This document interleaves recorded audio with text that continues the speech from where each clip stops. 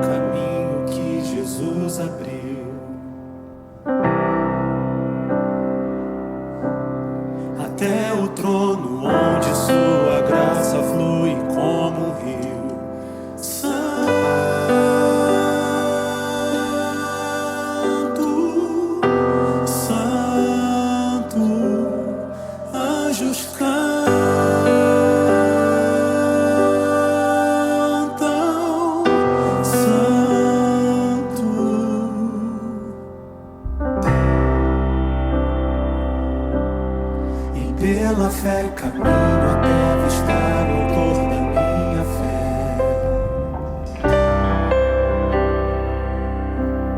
E o que eu posso oferecer para honrar quem Ele é? Santo,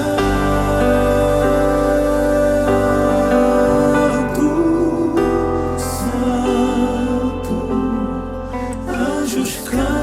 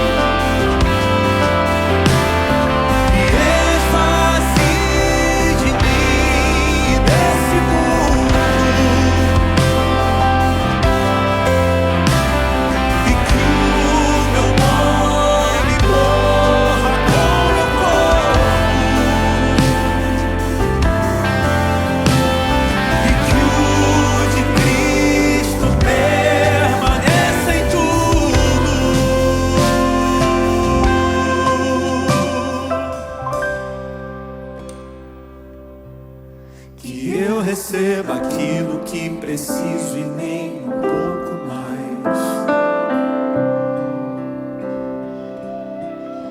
Me dê os bens que de imediato eu possa abandonar.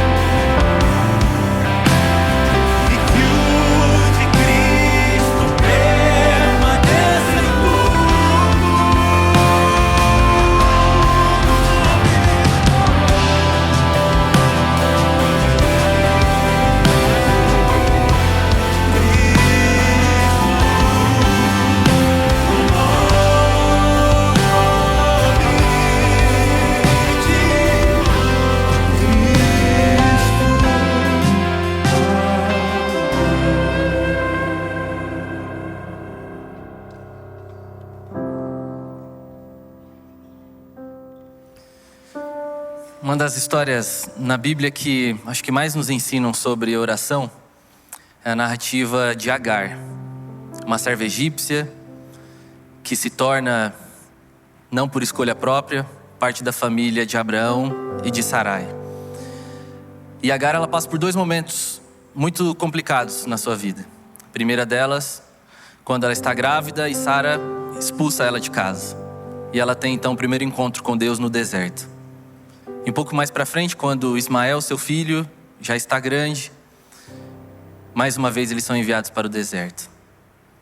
E nesses momentos, o deserto é a metáfora para mostrar para a gente que o cenário é um cenário sem vida. Um cenário ermo, sem muitas possibilidades, de olhar para o lado, para o outro e não ver saída alguma. Mas nesses contextos, Agar, ela diz algo sobre o que ela aprendeu com Deus nesses momentos. E ela dá o primeiro nome que a gente conhece de Deus na Bíblia, ou alguém nomeando Deus, e ela diz: Tu és o Deus que me vê. E estar na presença de Deus em oração nada mais é do que isso, você reconhecer que aquilo que acontece na nossa vida não passa despercebido aos olhos de um Deus atento, generoso, cheio de amor. Na oração a gente tem o privilégio de parar um pouquinho aquilo que a gente está fazendo e lembrar que somos vistos. Por mais que a gente possa ser rejeitado por um, por outro, por aquele círculo de amigos ou por outro, a gente não escapa aos olhos de quem nos amou primeiro. Quero convidar você, que puder, ficar de joelhos, para que juntos a gente possa ter esse momento de oração.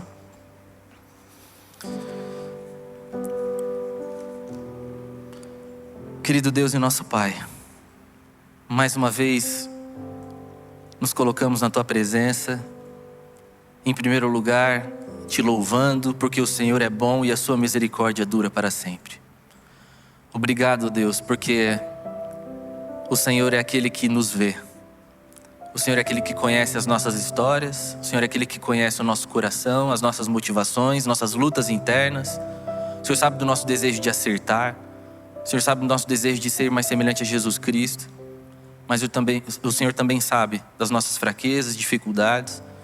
E nós queremos entregar tudo isso nas Tuas mãos, Senhor. Trabalhe na nossa vida. E aqui, mais uma vez, assistindo online ou aqui na nossa comunidade, nós temos várias histórias que só o Senhor conhece. E nós queremos te pedir que esses Teus olhos de amor nos persigam por toda a nossa vida, até o fim. Que a gente possa reconhecer a Tua graça em cada passo, mesmo nos momentos mais difíceis. Nos fortaleça, e é isso que nós te pedimos em nome de Jesus. Amém. No nome de Cristo, no nome de Cristo.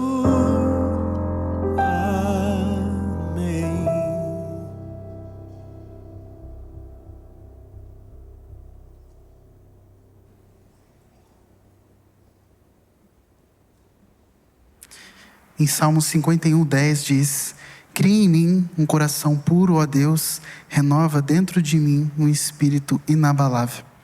Agora nós teremos um momento muito especial, um momento de desprendimento, um momento de desapego, um momento de fé e confiança, onde você vai ter a oportunidade de ser grato a Deus e devolver um pouco do muito que Ele tem colocado na nossa vida. Para você que está de casa, você pode já ver os dados bancários, o e-mail, o Pix, para que você possa também neste momento devolver. Nós só pedimos que você possa mandar uma mensagem, ou através do Pix, ou através do e-mail, informando se será dízimo, e lembrando que o dízimo ele será utilizado pela Igreja Adventista ao redor do mundo, em todas as missões, ou se você quer que esse valor seja utilizado aqui, na nossa igreja local, nós pedimos que você deixe isso bem esclarecido. Enquanto a banda toca, que você possa ter esse momento com Deus.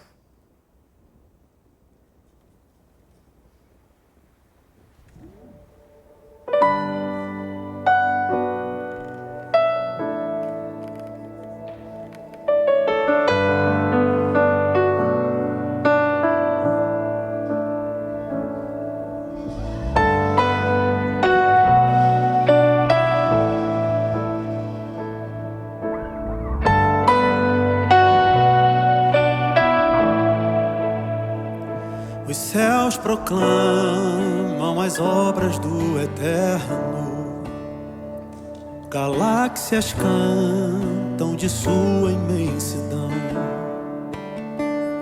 e uma voz com sons de glória ecoa em toda a criação.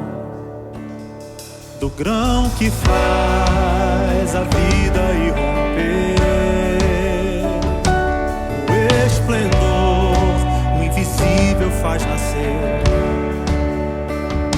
e uma voz, sons de glória, ecoa em nosso coração. Diante dele nos rendemos, é tudo por ele. A ele a glória e para sempre, é tudo por ele, tudo por ele.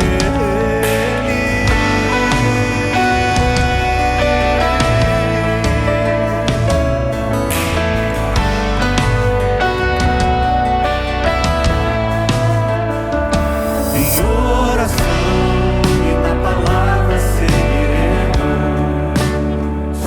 em um só corpo rendido à missão. Nossa voz,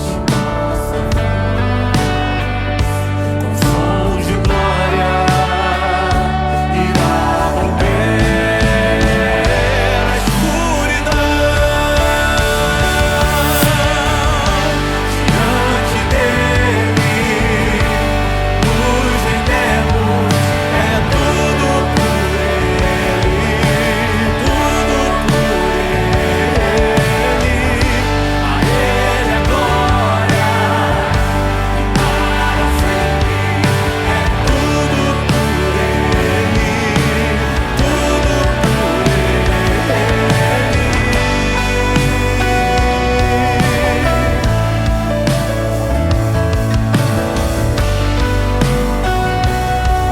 Somente ele é digno de honra, glória e louvor. A ele a honra, a glória e o louvor. Que o reino venha, que o reino seja em nós, e nossa vida só. Você crê nisso? Glória e o louvor. Então erga-se, coloque-se de pé e vamos continuar cantando essa canção. Em nós, e nossa vida só tem a honra, a glória e o louvor. Que o reino seja em nós, e nossa vida só por ele. A ele a honra, a glória e o louvor. Que o reino seja em nós.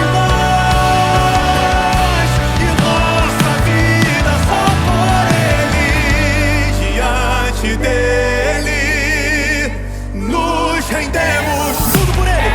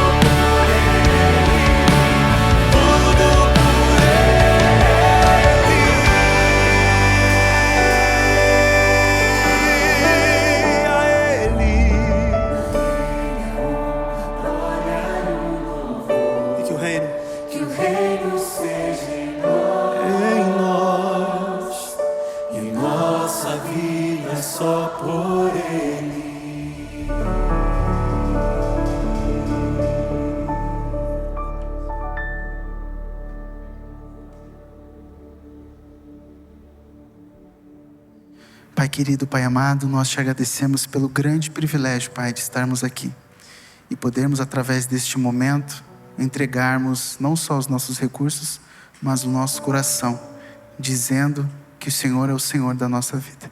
Que o Senhor possa nos abençoar, em nome de Jesus. Amém. Bendito seja aquele que nos deu vida e vida em abundância.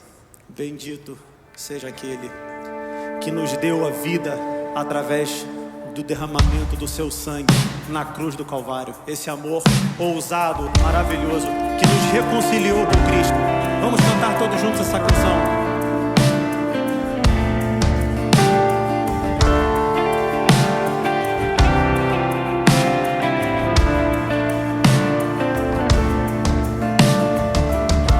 Antes de eu falar, tu cantavas sobre mim.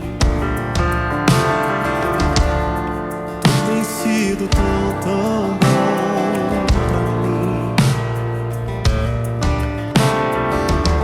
Antes de eu respirar, sopraste tua vida em mim. Senhor é tão bom.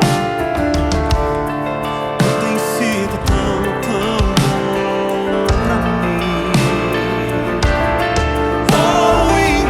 impressionante, infinito e ousado amor de Deus.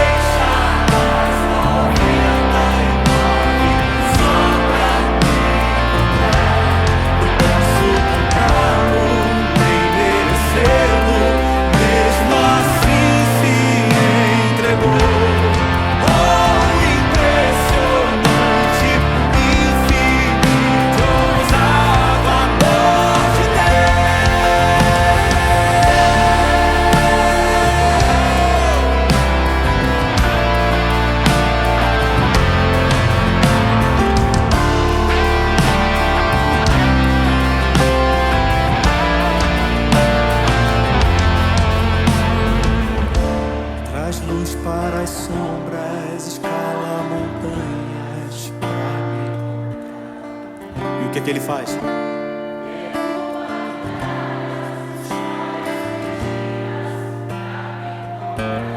Todos nós fomos encontrados nele.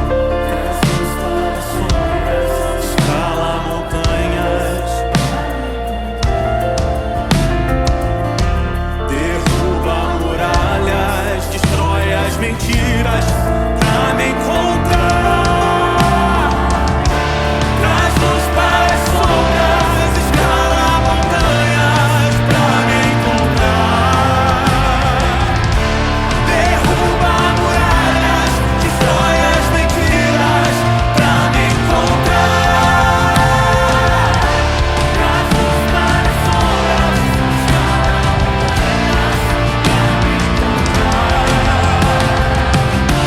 Derruba muralhas, destrói as mentiras pra me encontrar. Oh, impressionante, infinito e ousado amor de Deus.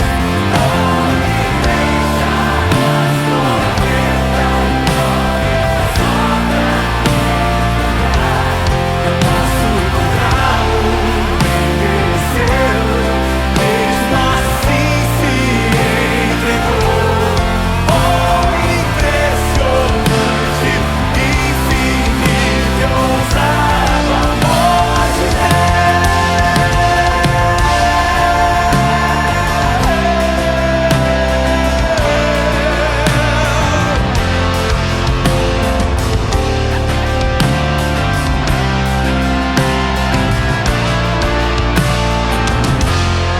Oh, impressionante. E o que ele faz? Oh, que deixa as 99. Posso comprar, mesmo assim. Oh, impressionante, infinito e ousado amor de Deus. O amor de Deus. É esse o amor de Deus. É esse o amor de Deus que nos trouxe de volta.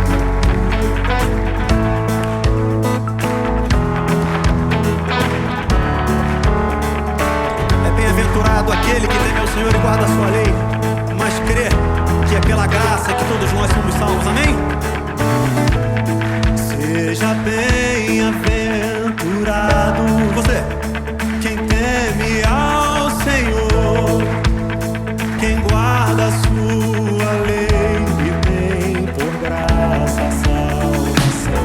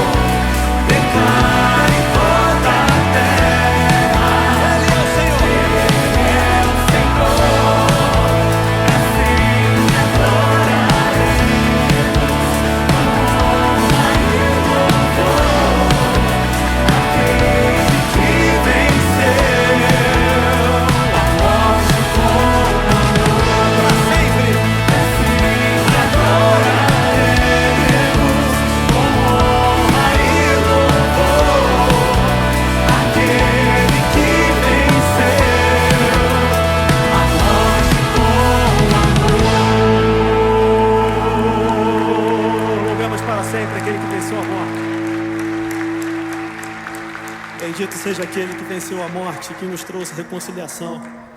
E a reconciliação que Ele propõe a mim e a você é representada na Bíblia de diversas formas. Entre elas, uma mesa grande, onde todas as pessoas podem se achegar, podem se assentar e serem saciadas.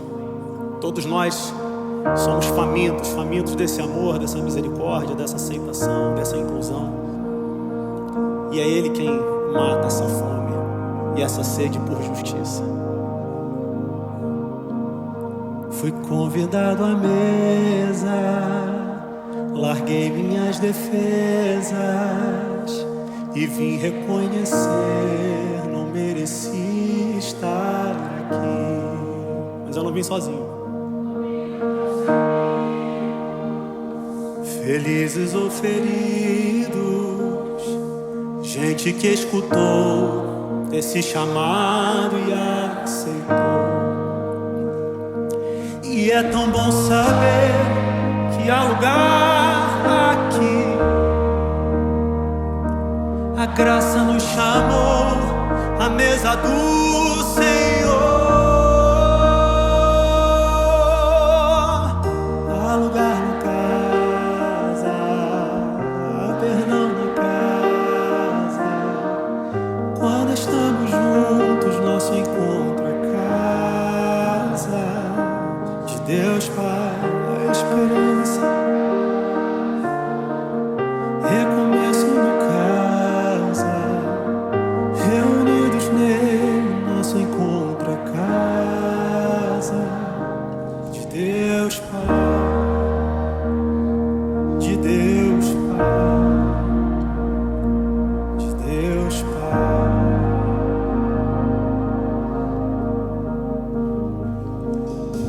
O som da sua palavra curou a nossa alma.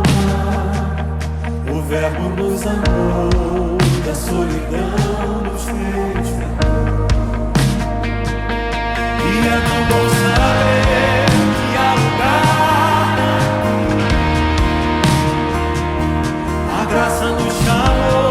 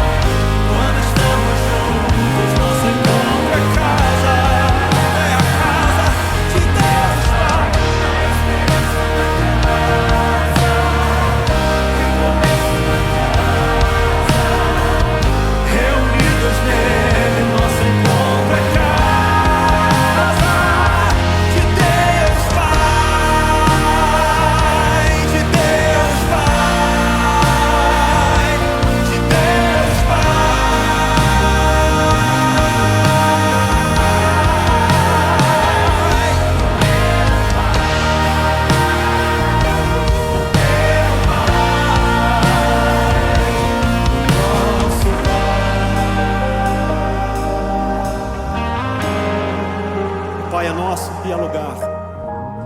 Há lugar na casa. Ah, perdão.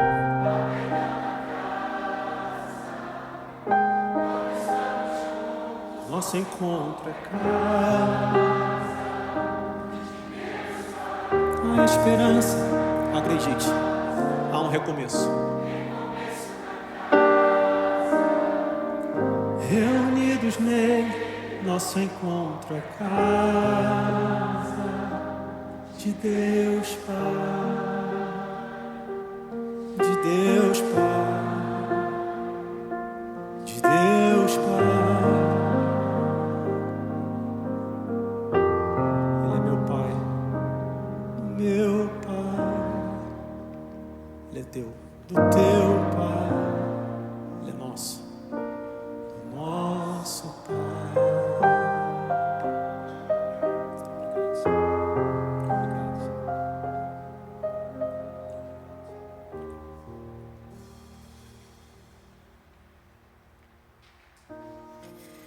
eterno, nosso Pai, nosso Rei, nós te pedimos, Senhor, nesta manhã, olhos para ver, ouvidos para ouvir, que o Teu Santo e Poderoso Espírito renove o nosso espírito, que a gente possa ser guiado por Ti, que ao abrir a Tua Palavra, ela se torne viva em nosso coração.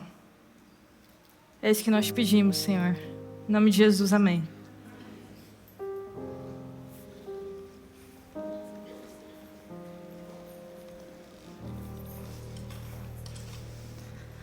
Olá, bom dia, bom sábado para você.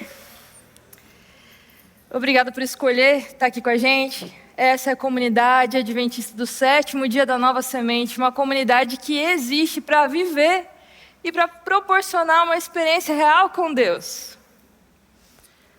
Nós estamos na série A Era do Vazio. Nessa série a gente está estudando o conceito de humanidade. A arte dessa série ela foi feita por um grande amigo, teólogo e artista, Jonatas Luz.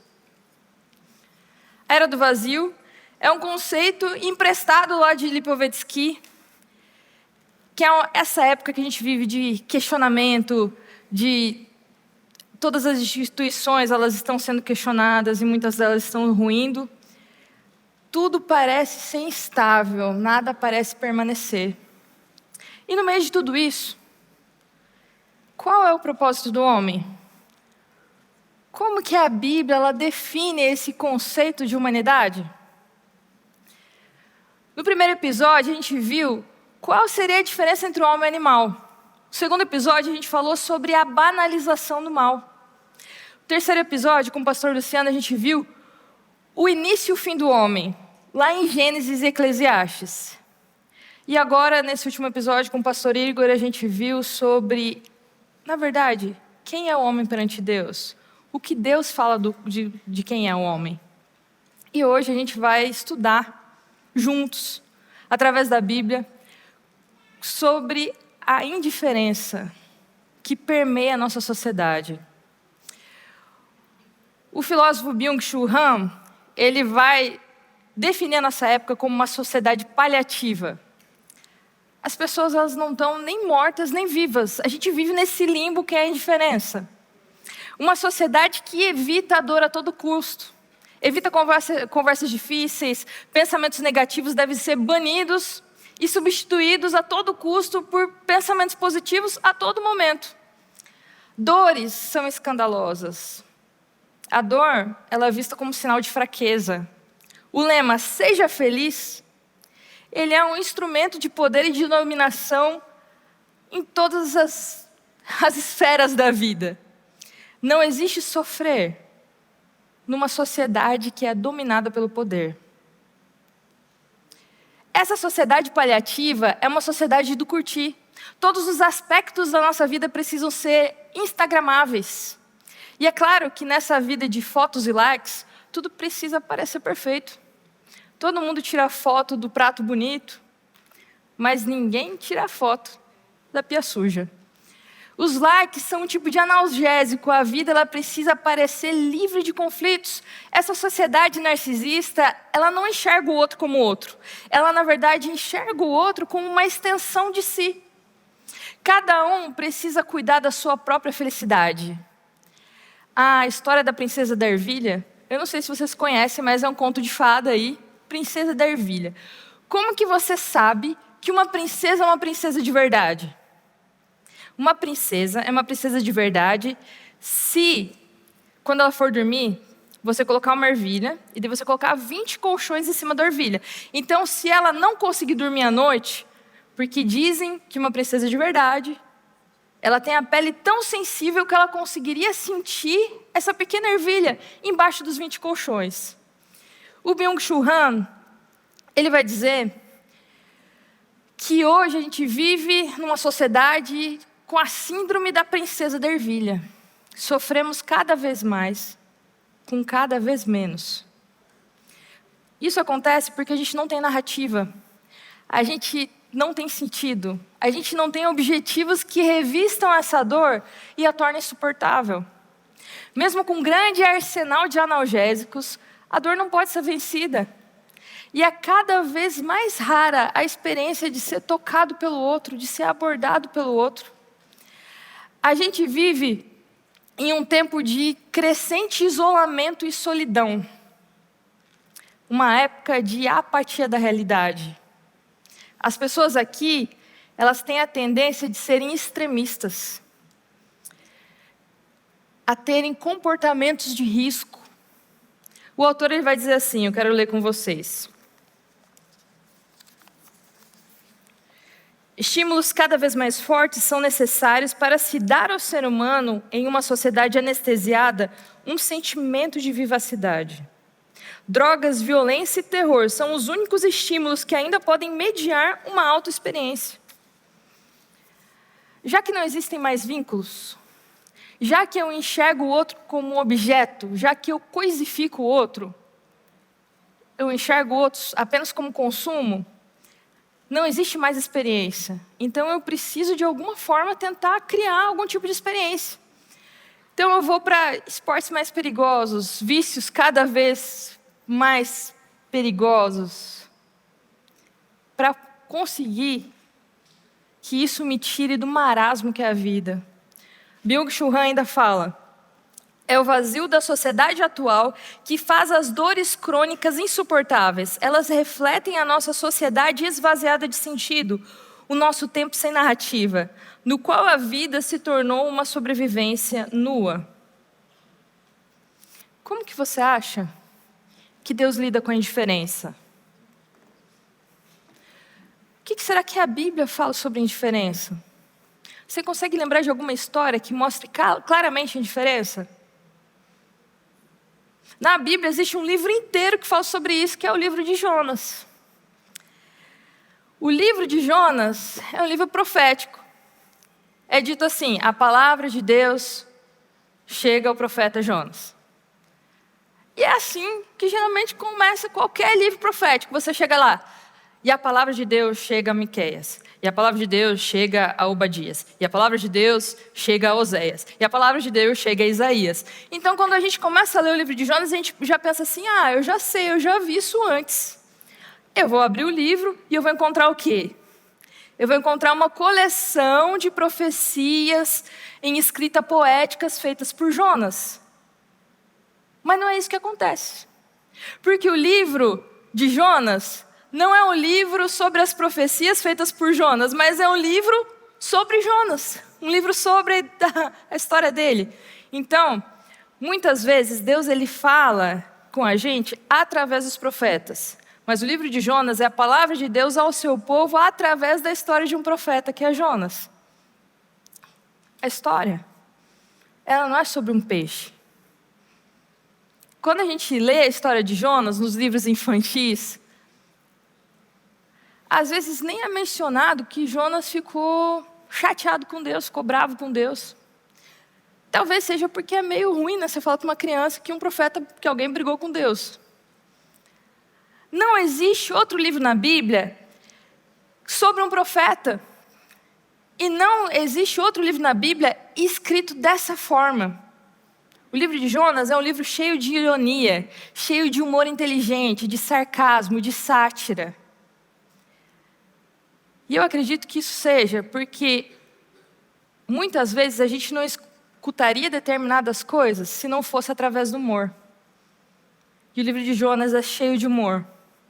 O livro começa ridicularizando o profeta de Deus que foge de Deus. Mas antes da gente entender quem era Jonas, a gente precisa entender também um pouquinho sobre a cidade de Nínive. Como é essa cidade? Nínive era uma das maiores cidades do Império da Síria. A história dela é muito antiga. Em Gênesis capítulo 10, Nínive aparece sendo fundada por um camarada que se chama Nimrod. Nimrod é o primeiro rei que aparece na Bíblia. Ele era um cara truculento, ele é chamado de valente. Lembrando que, para você ser considerado valente na Bíblia, você precisa matar muita gente.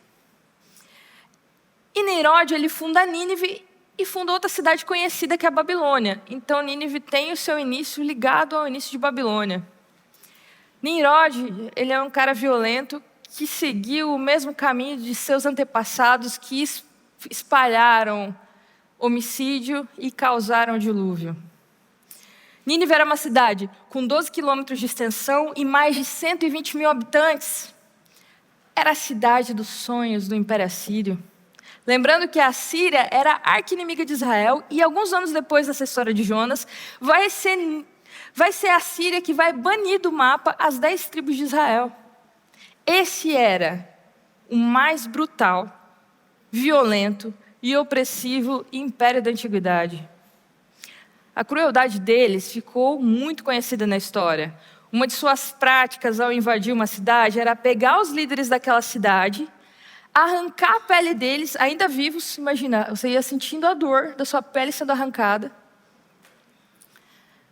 E Deus olhou para toda aquela violência e injustiça e falou assim: não dá mais. Vamos ter que acabar com tudo isso. Vamos mandar alguém, vamos mandar um profeta. Quem? Jonas. Essa não é a única vez que Jonas é escalado para uma missão de fazer uma profecia para algum rei, algum império ruim. Na Bíblia, em 2 Reis, a gente vai ter alguns versos que dizem assim, leia comigo. Jeroboão fez o que era mal aos olhos do Senhor. Jamais se afastou de nenhum dos pecados de Jeroboão, filho de Nebate, que este levou Israel a cometer. Restabeleceu os limites de Israel, desde a entrada de Ramate até o mar da Arabá, segundo a palavra do Senhor, Deus de Israel, anunciada por meio de seu servo Jonas, filho de Amitai, o profeta que era de Gat-Éfer. Porque o Senhor viu que a aflição de Israel era muito amarga. Jonas parece que tem experiência com um rei ruim. Quem era Jeroboão II? Rei de Israel. Ele era gente boa ou era gente ruim? Ele era um rei muito ruim. Jonas profetizou coisas boas para um rei muito ruim. Para um rei apóstata. Profetizou vitória nas guerras e expansão do território. Então, para uma nação ruim, que era Israel, com um rei ruim, que era Jeroboão, Jonas ele não se negou a ir profetizar. O livro de Amós, no capítulo 7, Deus ele vai reverter essa profecia de coisa boa para Israel. Ele vai dizer que Israel se tornou tão ruim, ainda mais ruim, que Israel vai cair a espada e vai ser dominado pela Síria. Mas agora, pense um pouco comigo. Por que você acha que Jonas aqui nesse capítulo não se nega a ir para um rei ruim e profetizar coisa boa e para Nínive ele se recusa a ir? Por que será? Nós lemos assim: a palavra de Yahweh foi dirigida a Jonas, filho de Amate, na maioria das versões, Amitai. Levanta-te e vai a Nínive, a grande cidade, e anuncia contra ela que a sua maldade chegou até mim. E Jonas levantou-se para fugir para Tarsis, para longe da face de Yahweh. Ele desceu a Jope e encontrou um navio que ia para Tarsis, pagou a passagem e embarcou para ir com eles para Tarsis, para longe da face de Yahweh. O nome de Jonas significa pomba. Filho de Amitai, filho da verdade, filho da fidelidade. Jonas fugiu para Tarsis, desceu em Jope, encontrou um barco e fugiu para o lugar mais longe que ele podia ir, na direção contrária daquela que Deus tinha mandado. Só para vocês terem uma ideia, a viagem de volta de Nínive para Israel demoraria cerca de 3 anos. É a parte mais distante a oeste do Mediterrâneo. Jonas é o único profeta na Bíblia que foge de sua missão. E quem sabe, agora a gente tendo falado de Nínive, quem sabe foi por causa da fama de Nínive, que era uma cidade muito ruim. Imagine, quem sabe se a gente fosse se colocar no lugar de Jonas? Imagine que alguns dos pastores aqui encontrassem com você ali no corredor e falassem assim: olha, eu tenho uma notícia maravilhosa para te dar. Chegou essa semana, direto da conferência geral, uma oportunidade imperdível. É um projeto de evangelismo pioneiro no mundo. Mas não se preocupe que a gente já falou com o pessoal lá do seu trabalho. Eles já te deram uma licença de 6 meses. A gente já conseguiu as passagens de avião, ida e volta para você, está tudo pago. E olha que essa é uma oportunidade que não vem todo dia, hein? O evangelismo vai ser no Estado Islâmico da Síria. Você iria? Sim ou não? Se bem que isso não está muito longe da realidade. Aqui na Semente, em junho desse ano, algumas pessoas foram fazer missão no Iraque e acabaram atendendo pessoas do Estado Islâmico. O Erison, a Lu, a Ju, foram cuidar dos refugiados do Iraque. E no meio desses refugiados, tinham pessoas, eles não ficaram sabendo quem, mas eles ficaram sabendo que eles atenderam algumas pessoas do Estado Islâmico. E eles ficaram numa cidade que é muito próxima da cidade de Nínive, porque hoje a Nínive moderna é a cidade de Mossul, que fica no Iraque.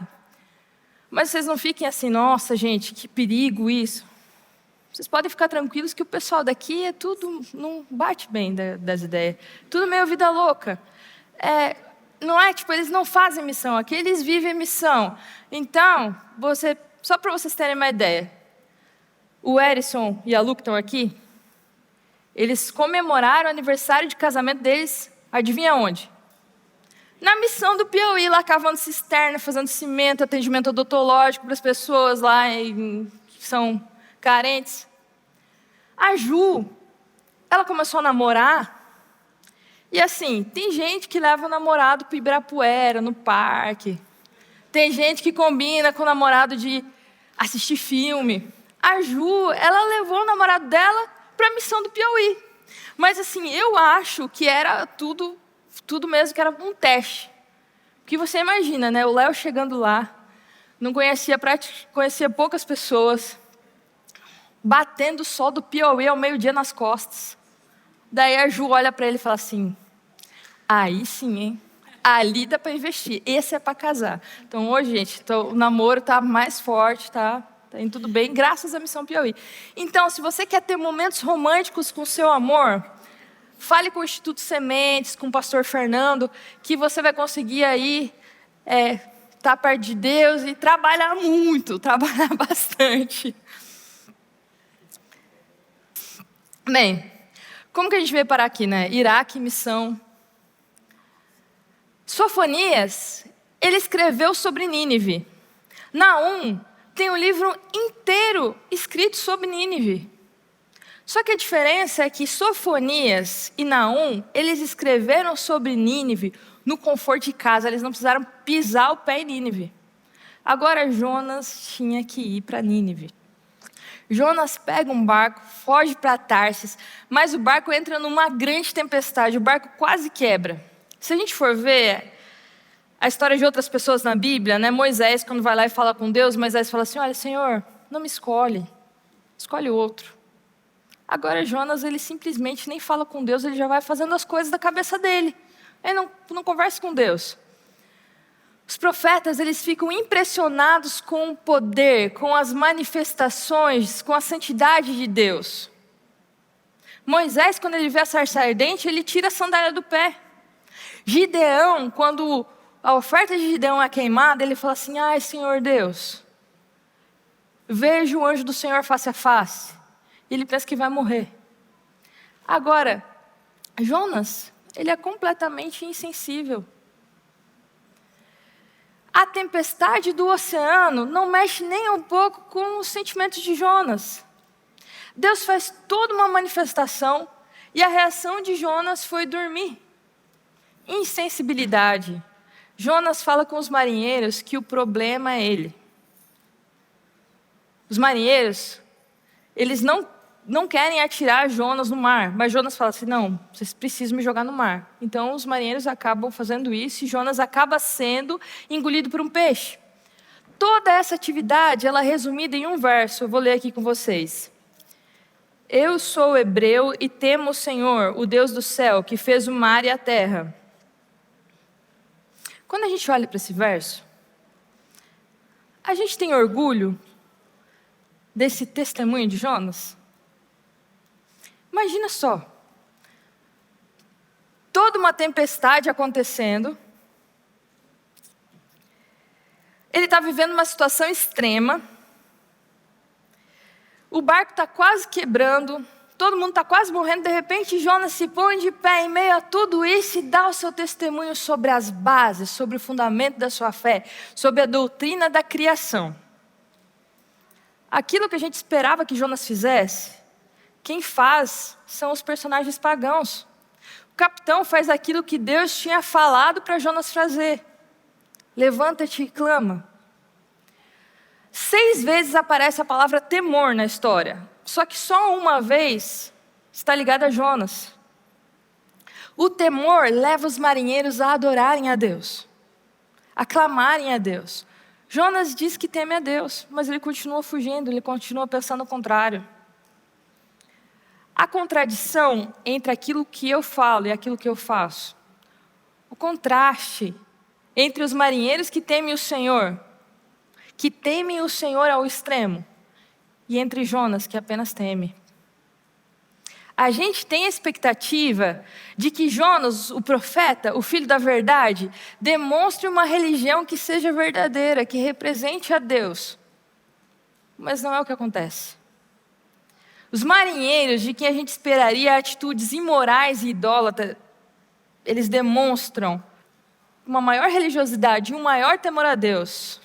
Agora no capítulo 2, Jonas ele faz uma oração que segue a estrutura dos Salmos. Jonas ele vai virar Davi aqui. E é uma situação complicada, né? Você está lá num ambiente que é desconfortável, vai ter resto de alimento, mas isso não será um empecilho para o nosso herói demonstrar mais uma vez seu grande temor a Deus. Quero ler com você os versos dessa oração que Jonas fez.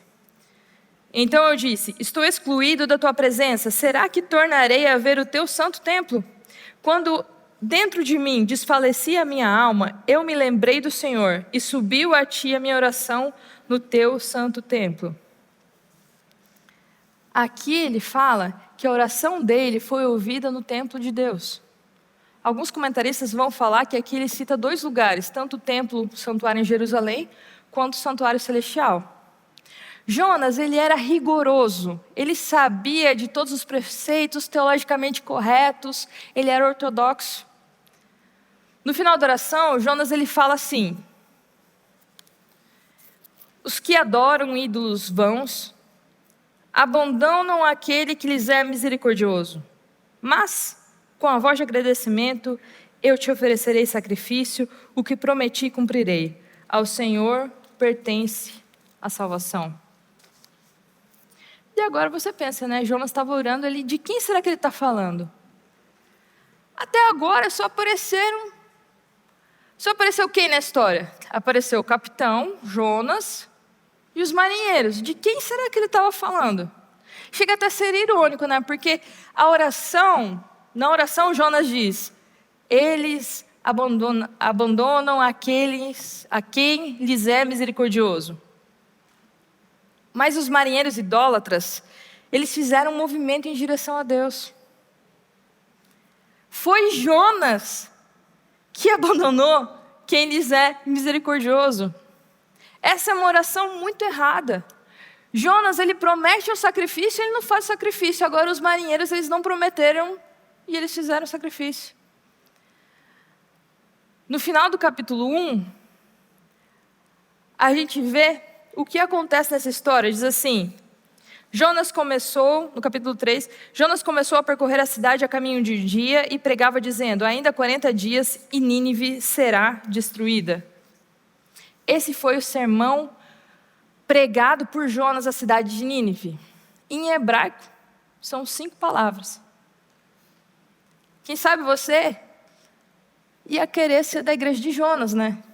Que imagina, o sermão do pastor ia ser super curtinho, 5 palavras, dava tempo de você ir assistir, depois ir fazer almoço em casa. E qual foi o resultado desse sermão de 5 palavras de Jonas? Nós lemos, os ninivitas creram em Deus, proclamaram o jejum e vestiram roupa feita de pano de saco, desde o maior até o menor. Quando essa notícia chegou ao rei de Nínive, ele se levantou do seu trono, tirou os trajes reais, cobriu-se de pano de saco e sentou-se sobre cinzas. E mandou proclamar e divulgar em Nínive o seguinte, por mandato do rei e dos seus nobres, ninguém, nem mesmo os animais, bois e ovelhas, pode comer coisa alguma, Não lhes deem pasto. Nem deixem que bebam água. Todos devem ser cobertos de pano de saco, tanto as pessoas como os animais. Então clamarão fortemente a Deus e se converterão cada um do seu mau caminho e da violência que há nas suas mãos. Quem sabe? Talvez Deus se volte e mude de ideia, e então se afaste do furor da sua ira para que não pereçamos. No capítulo 3, Jonas ele não aparece fazendo um sermão eloquente e apaixonado, como é esperado de um profeta. Ele fala de forma insípida e chega até o ponto da banalidade. Essa frase, 5 palavras, ele não coloca especificamente quais são os erros do rei, quais são os erros de Nínive. Ele faz uma mensagem geral. Não há uma ordem de Jonas. Não tem nenhum conselho que ele dá. É extremamente desproporcional o movimento de Jonas, a mensagem de Jonas com a reação do rei. Jonas ele faz um movimento mínimo, agora o rei ele sai do trono, ele se veste de pano de saco, ele faz um decreto e ele, até os animais aqui, precisam fazer essa prática de arrependimento. Até os animais precisam se vestir de pano de saco e ficar sem comer nada. Fazer jejum de água. Então a gente vê o que acontece com a cidade e com o rei, que se prostra, que se arrepende. Agora Jonas, ele pregava como se ele fosse de isopor. Totalmente indiferente a tudo que estava acontecendo à volta dele. O rei foi sensível à mensagem. Ele percebeu mesmo de segunda mão, porque não foi Jonas que chegou para ele e falou. Ele ouviu falar o que Jonas tinha falado. Mas mesmo ouvindo essa mensagem de segunda mão, ele já pensa que ele precisa mudar. Ele se levanta e faz imediatamente alguma coisa. Ele se dispõe a mudar. Deus ele cancela a destruição de Nínive, fazendo de Jonas o evangelista mais bem-sucedido da história. E agora a gente vai ver o que esse evangelista de sucesso, qual vai ser a resposta dele ao que aconteceu, a Deus ter perdoado a cidade de Nínive. Nós lemos assim: mas Jonas ficou muito aborrecido e com raiva. Ele orou ao Senhor e disse: ah, Senhor, não foi isso que eu disse estando ainda na minha terra?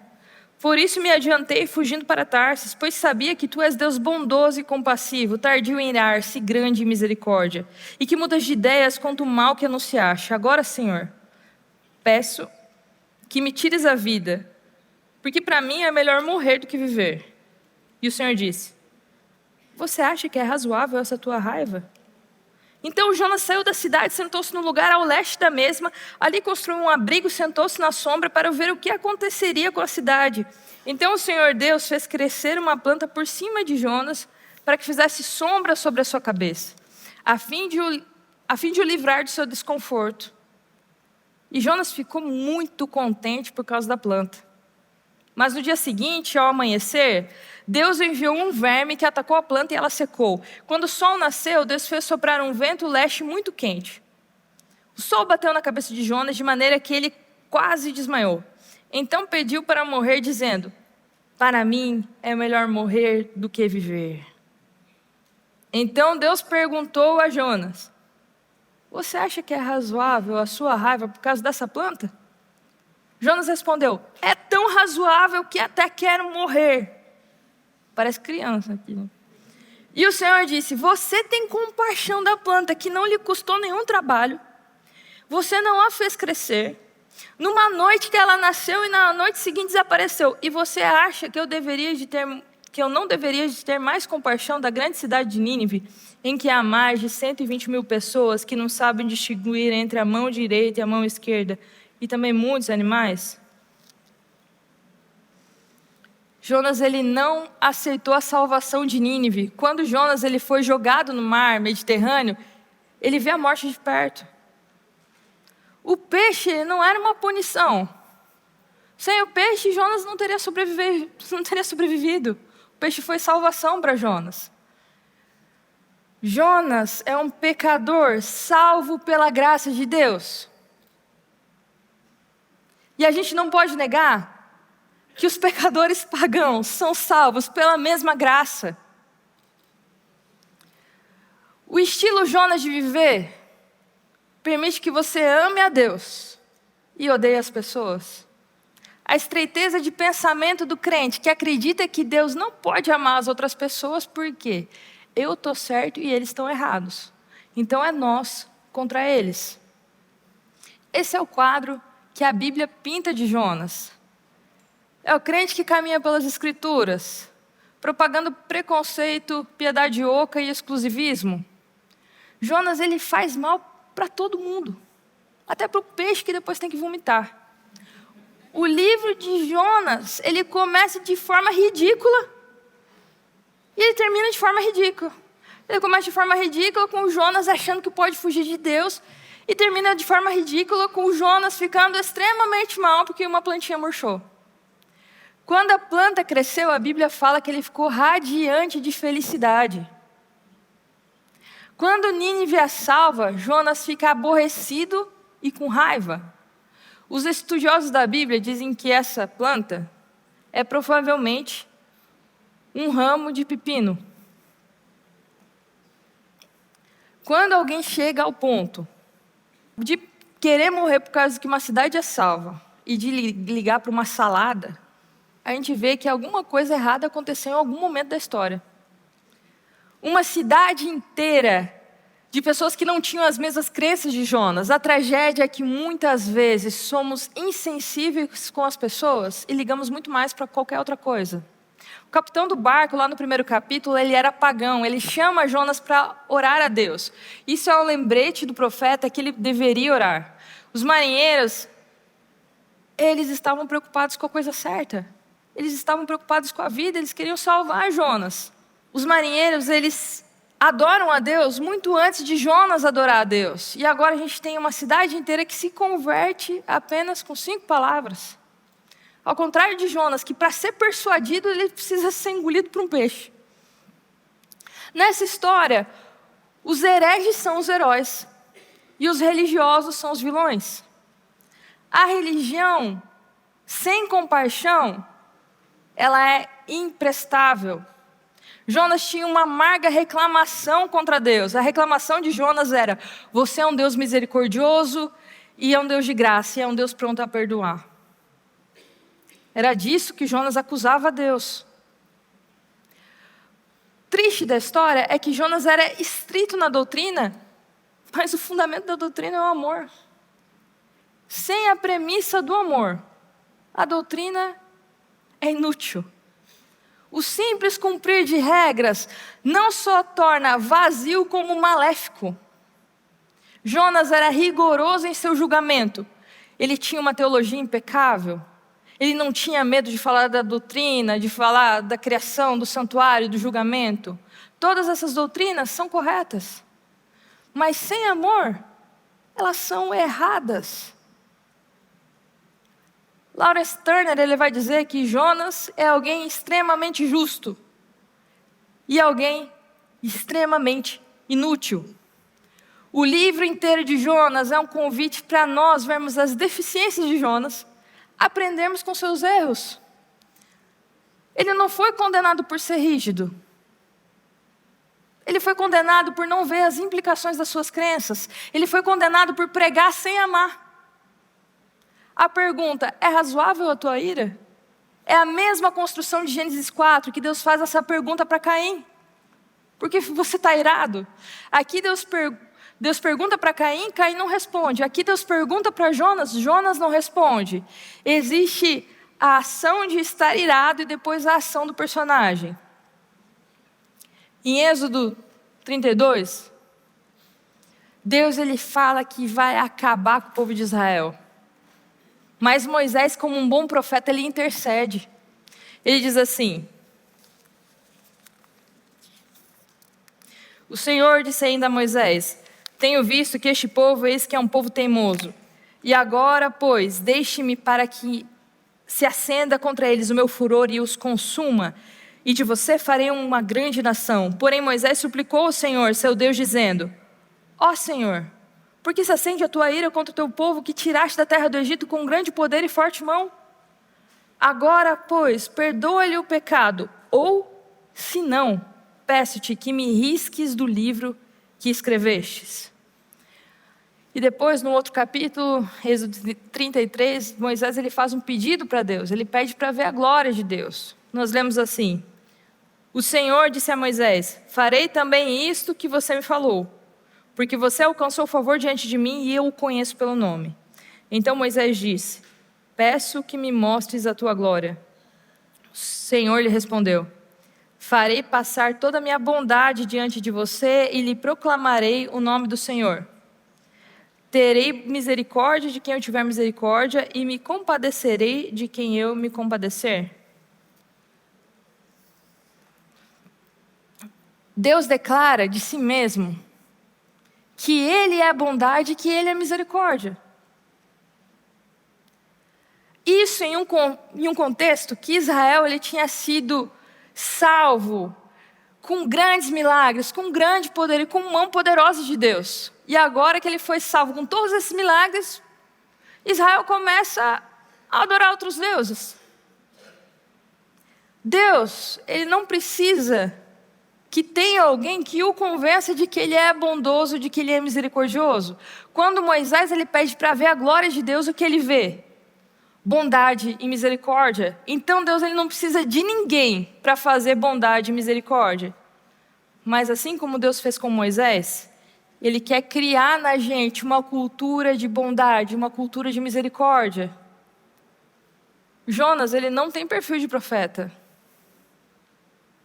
Profeta tem que ser misericordioso, tem que ser bondoso, tem que ser intercessor. Assim como Moisés era, assim como Abraão era. Mas Deus, ele queria trabalhar o coração de Jonas, assim como Ele quer trabalhar no seu e no meu coração. A gente é como Jonas. A gente é indiferente. A gente fica olhando para o próprio umbigo. A gente é pavio curto.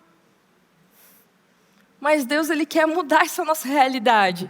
Jonas, ele reclama da misericórdia divina com Nínive.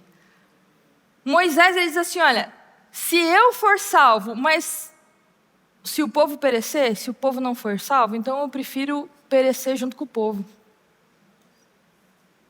E olha que esse povo errou e errou feio. E Moisés não tinha nada a ver com isso. Jonas, ele fala que se for para ele ver Nínive salva, ele prefere morrer. Moisés, ele diz assim, olha, se for para riscar o outro do livro, me risca também. Abraão, ele fala assim, Senhor, não destrói a cidade. Que eram cidades muito ruins, Sodoma e Gomorra, uma cidade que não prestava. Agora imagina se fosse a gente, né? Se Deus chegasse para a gente e falasse assim, viu, vou destruir esse povo, o que a gente ia fazer?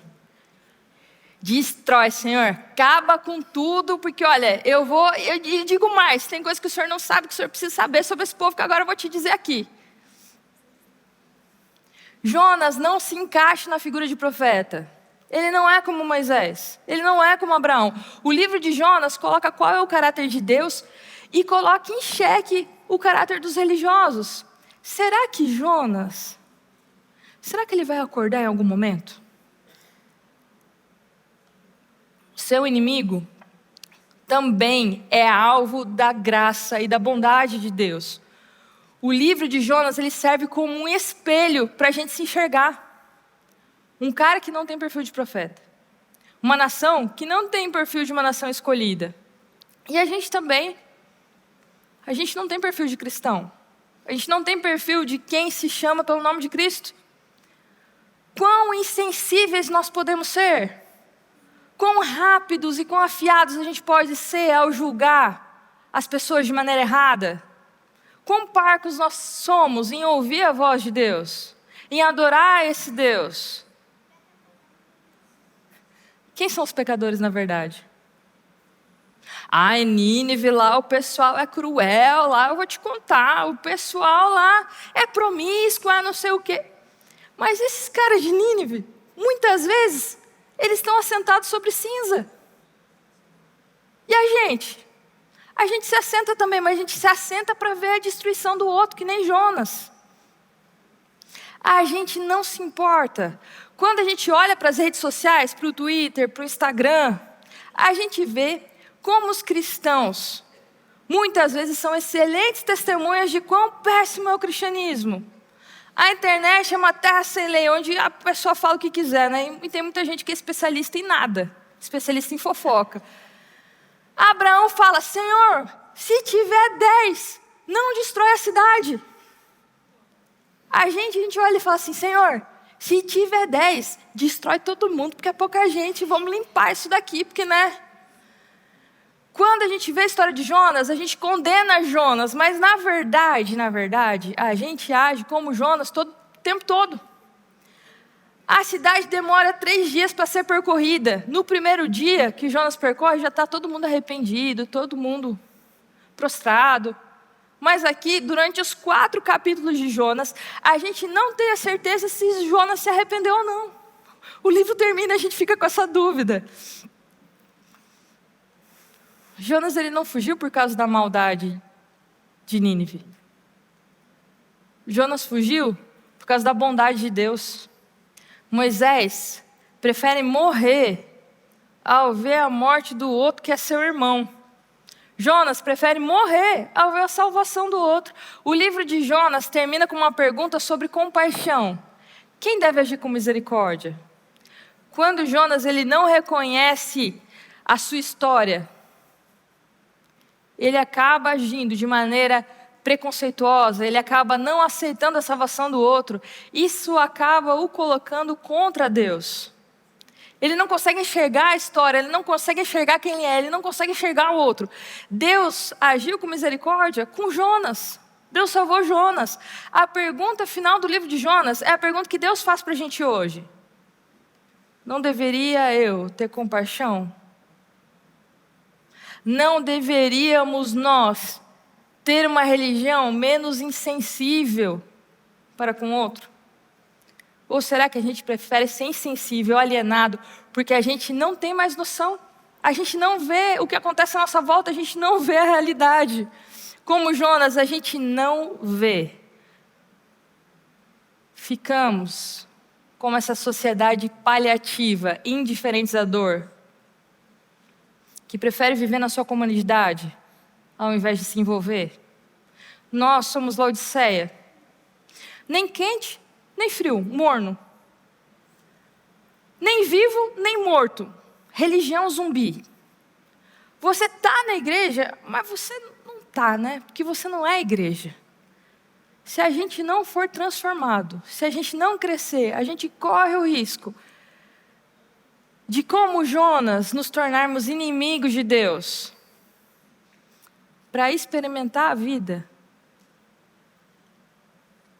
a gente precisa parar de fugir. Quem acaba sofrendo com a apostasia de Jonas? Ele está totalmente consciente das pessoas ao redor dele. Ele está arruinando a vida dessas pessoas. Quantas pessoas têm sofrido por nossa causa? Sofrido pela nossa insensibilidade, pelo nosso zelo deformado. E a gente continua dormindo. Quando dizemos: não, mas a gente teme a Deus, a gente é super religioso, estamos dormindo. O capitão do barco encontra Jonas e diz assim: como que você pode estar dormindo? Olha essa tempestade aqui. Clame ao seu Deus. Jonas precisou ser lembrado de algo simples como a oração. Os versículos finais falam sobre o sinal daqueles que foram imersos na graça de Deus, que é a compaixão, que é o amor. A graça de Deus, ela surpreende. Ela expande as fronteiras, ela sai de Israel, ela chega em lugares que a gente não imagina, e em pessoas que a gente acha que é impossível. Que essa graça nos alcance e nos transforme. Que Deus tenha misericórdia de nós. Oremos. Eterno nosso Pai, nosso Rei, nós clamamos a Ti, Senhor, porque só o Senhor pode nos transformar. Senhor, eu te agradeço imensamente, Senhor, pelo tanto que o Senhor me amou me dando essa comunidade, pelo tanto que eu fui amada. Muito obrigado, Senhor, porque eu convivi com pessoas que não são indiferentes, com pessoas que me amaram, com pessoas que tentam a todo custo amar as pessoas. Muito obrigado, Senhor, porque o Senhor é muito bom, o Senhor é muito generoso. Muito obrigado, Senhor, por ver essa casa cheia, por ver pessoas que se preocupam em ser incomodadas, Senhor, a sair da sua zona de conforto, a olhar para o outro, a olhar para a realidade, a ser confrontados pela Tua palavra que é forte. Essa palavra que nos corrige e que não insiste para a gente ser transformado, Senhor. Que essa palavra, que a Tua palavra seja sempre aberta nesse púlpito. Que as pessoas sejam tocadas, que vidas sejam transformadas. Muito obrigado, Senhor, porque o Senhor é muito bom. Em nome de Jesus, amém.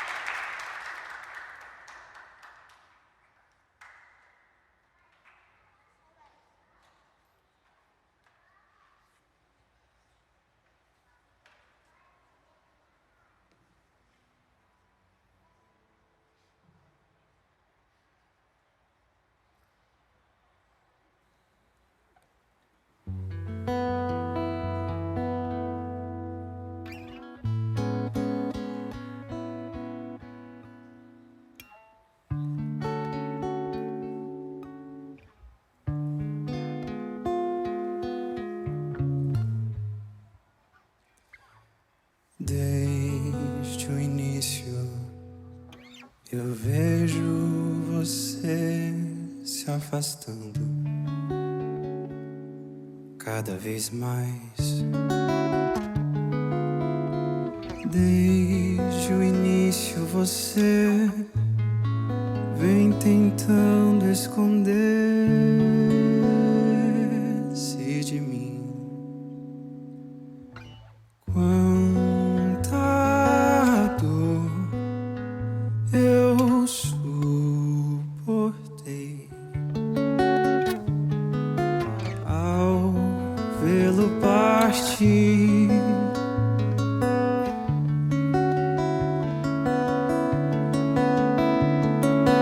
A raça caída tentou esconder sua nudez, mas suas obras iriam murchar, ficariam-nos outra vez. Quanto tempo durarão as obras de suas mãos?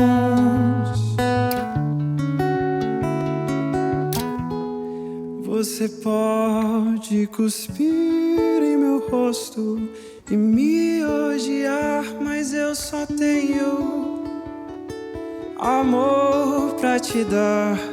Esqueça o que foi, hoje faço tudo novo.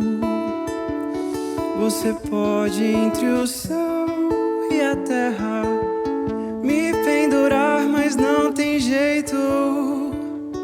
Eu vou te amar até conseguir, até conquistar você. E eu desci correndo contra o mundo, contra o medo.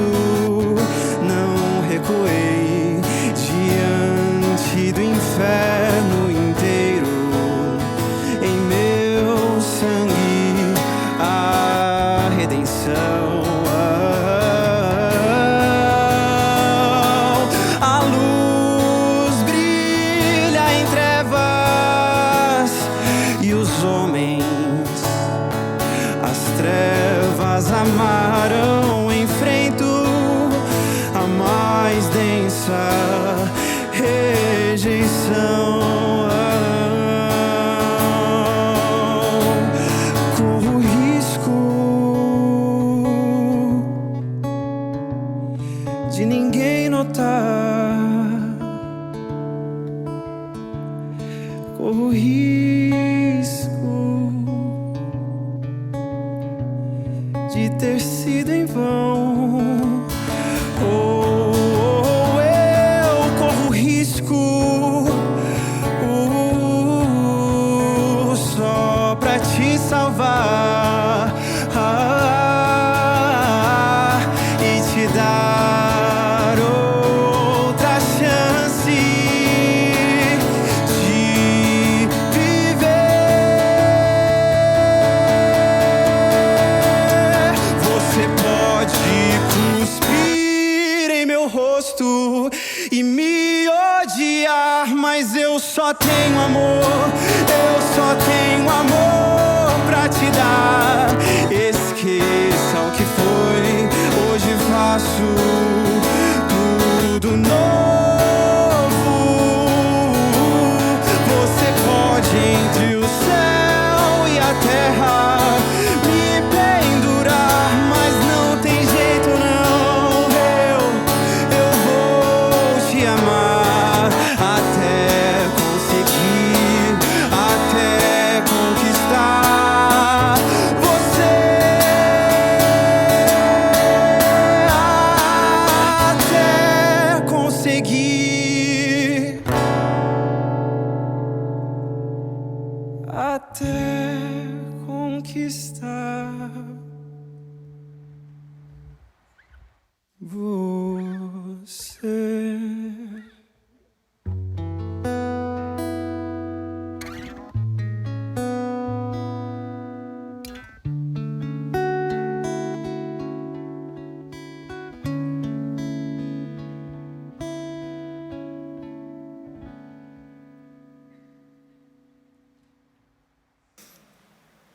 Senhor, te abençoe e te guarde. Que o Senhor faça resplandecer o rosto sobre ti e tenha misericórdia de ti.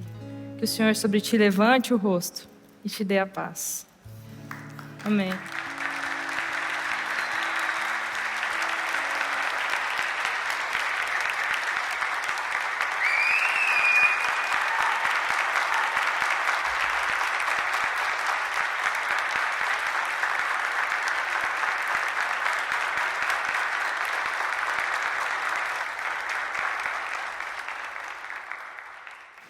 Esse foi o culto da Nova Semente, uma experiência real com Deus.